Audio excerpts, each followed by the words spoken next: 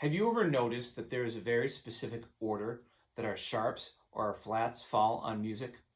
Take a look. Take a look, and that order should start to jump out at you. And that order is exactly what this video is going to start to deal with. Now, the specific part in class that we're dealing with right now is looking at the systems that composers use to organize musical ideas.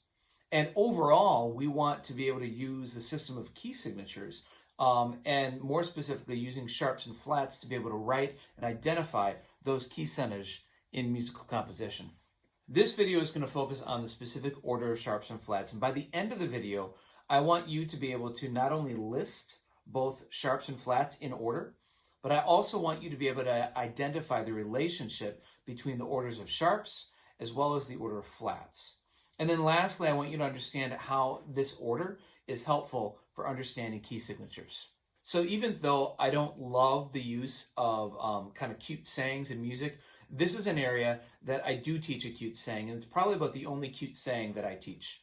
The cute saying is simply battle ends and down goes Charles' father. That saying, right, battle ends and down goes Charles' father, represents our order of flats. And it's important to note that, we first have a B flat for battle, E flat, right, for ends, A flat for and, right, battle ends and down goes Charles' father. But it's important to note that our flats don't just kind of fall onto the musical staff in any random order, right? We're first going to have a B flat. That's the first flat that we're going to have to deal with in music, right? And then we have an E flat, and then we would add an A flat.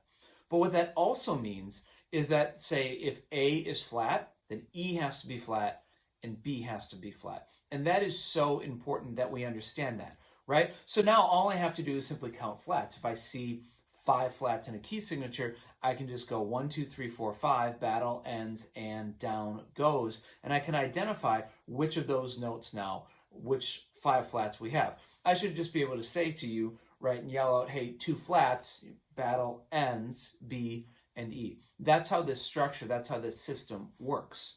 So once we understand that, we can take this order and flip it. So the cute saying, or the order that worked for flats, battle ends and down goes Charles' father, said backwards, father Charles goes down and ends battle, is our order for sharps. These are literally the inverses of each other. And this is why this is the cute saying that I actually like to use. Because I know that there are other things, bead, go catch fish, and all that stuff. But this sentence actually makes sense. Father Charles goes down and ends battle, or battle ends and down goes Charles' father. Either way you say it, right? You go one way, you get the order of flats. You go the other way, you get the order of sharps. But all the other rules still apply. So if we have 1 sharp, it's going to be F. If we have 2 sharps, it's going to be F and C. If we have 3 sharps, it's going to be F, C, G.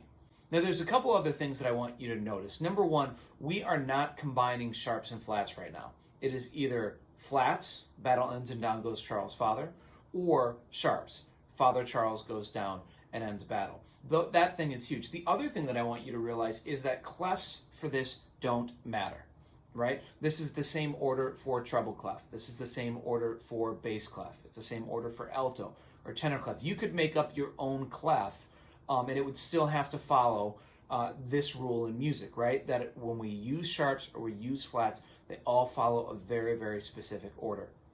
Now, that order is going to be huge. This is the thing that I want you to memorize, because as we step forward and start identifying and writing key signatures, your ability to kind of use this order as a system for you to be able to think through key signatures is going to be huge.